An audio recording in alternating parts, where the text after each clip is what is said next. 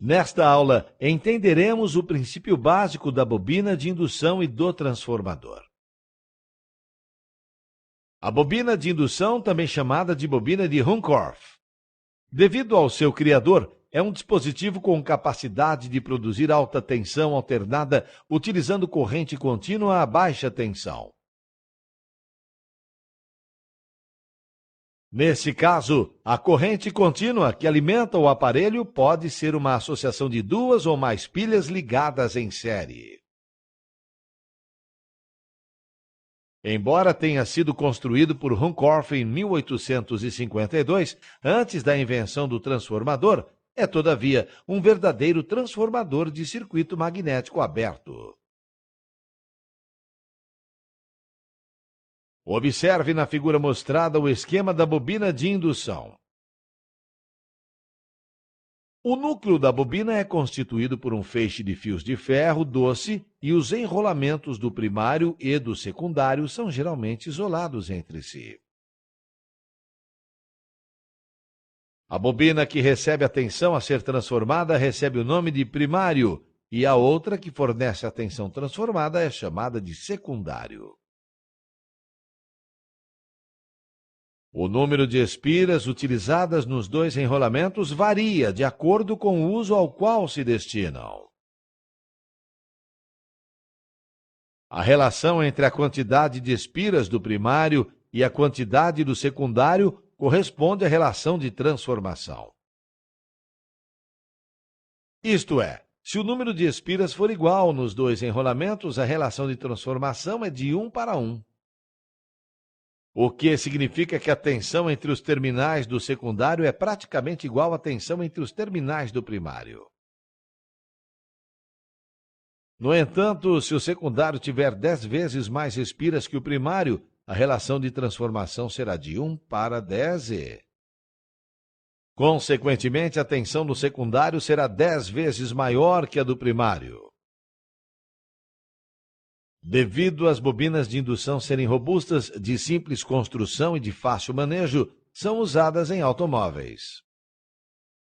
Para fornecer alta tensão às velas do motor, produzindo faíscas para iniciar a combustão do combustível. Devido a essa propriedade nos automóveis, são conhecidas por bobina de ignição. Um transformador, basicamente, é uma bobina de indução construída para uma aplicação específica, que permite modificar uma tensão alternada, aumentando-a ou diminuindo-a. As partes essenciais de um transformador são bastante simples: um núcleo de ferro e 2 enrolamentos. A corrente alternada, ao passar no primário, origina-se um fluxo magnético alternando no núcleo de ferro. Este fluxo variável atravessa o secundário, induzindo uma tensão alternada no secundário.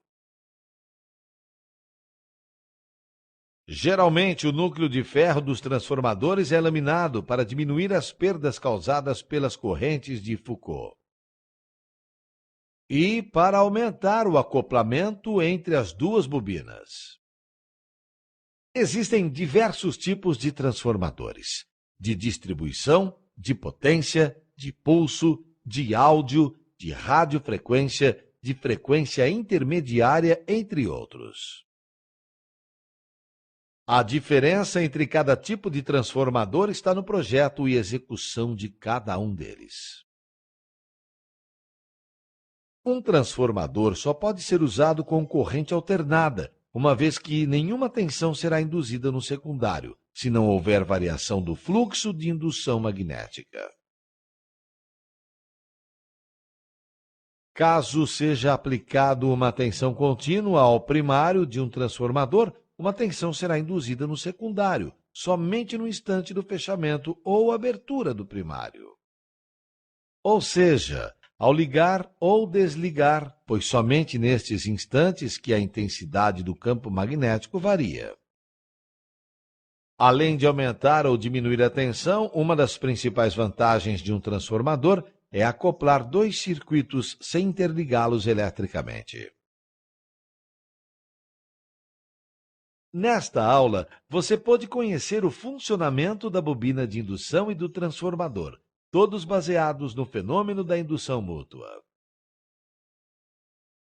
O conteúdo desta aula que acabamos de concluir é muito importante para que você possa dar continuidade às aulas posteriores.